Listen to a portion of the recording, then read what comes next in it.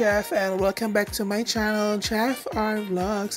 For today's video, we're going to Cavite to visit SB19 Pablo and his family's cafe, which is exactly located at Calzadang Bago, Imus, Cavite. And we're finally here at Havre de Grace Cafe. Let's go guys, samahan nyo kami sa loob.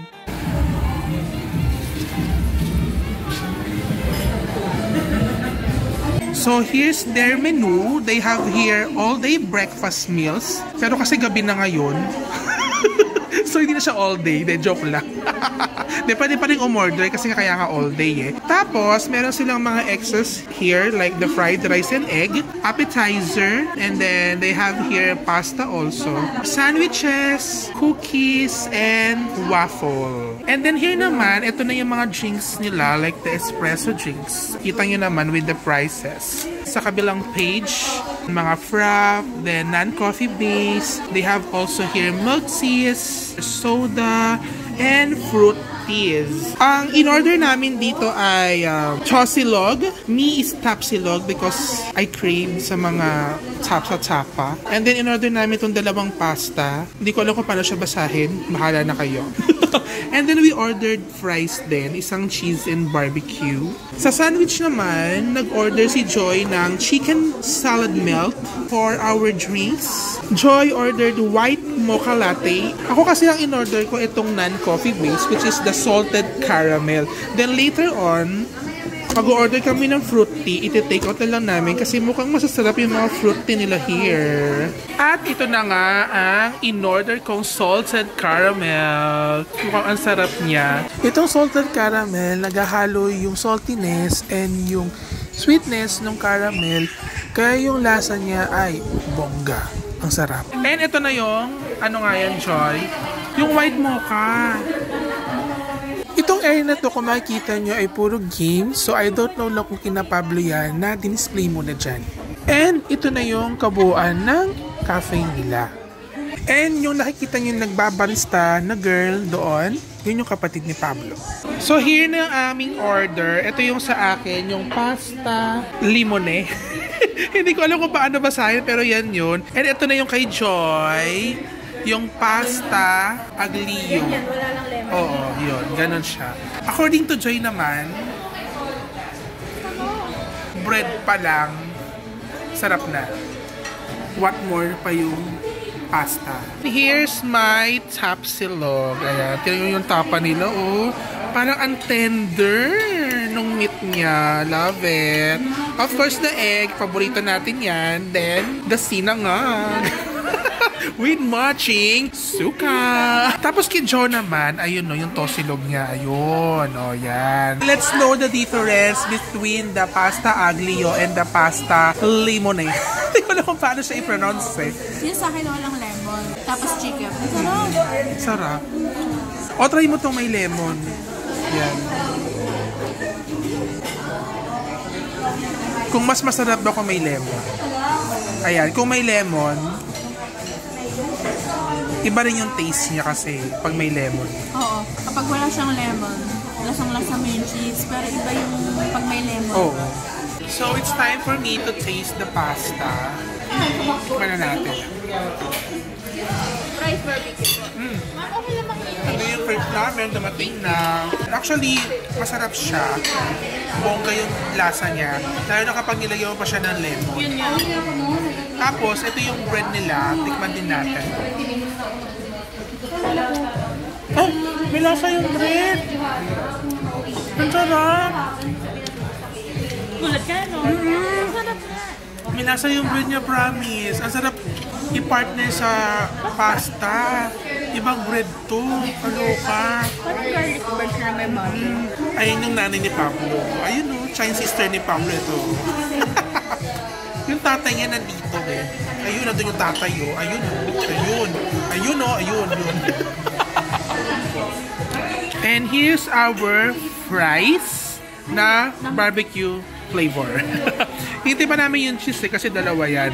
Yummy! Let's dip it in ketchup. Here.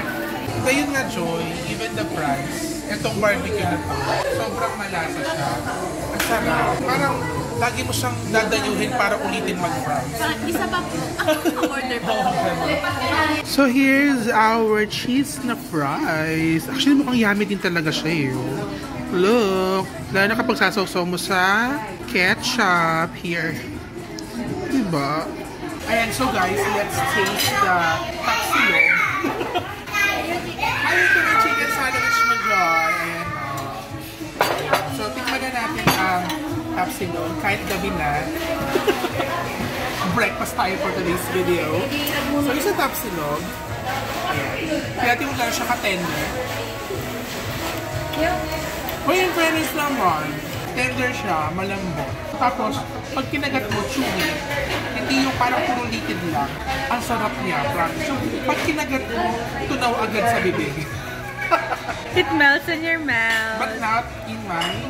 Charing. Pero sa natin ng rice, kailangan meron din siyang suka. Sarap ng suka. Dato puti, charing. Uy, highly recommended ko dito yung tapsilog nila. Yung sandwich nila may libreng chips. Parang gusto ko yung chips. Pero, ba't sinubuan yung cameraman? Okay, the verdict.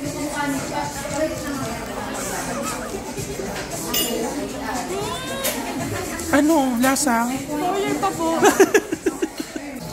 Tignan mo. Malasa siya. Basta. Oo, yung chicken niya. Di ba chicken yan? Di ba yan nga yung chicken sandwich na nagme-melt daw? Oo, nagme-melt nga ba sa bibig mo? Hindi pwedeng mandahalang. Mukhang masarap naman siya. Tinan mo, yung tipo naglalawa yung ganyang palaman. Sarap. Ayan o, here o. Di ba? Oh, yummy. Hindi tinipid ah. Oo, di ba? Hindi tinipid talaga. As in. Di ba?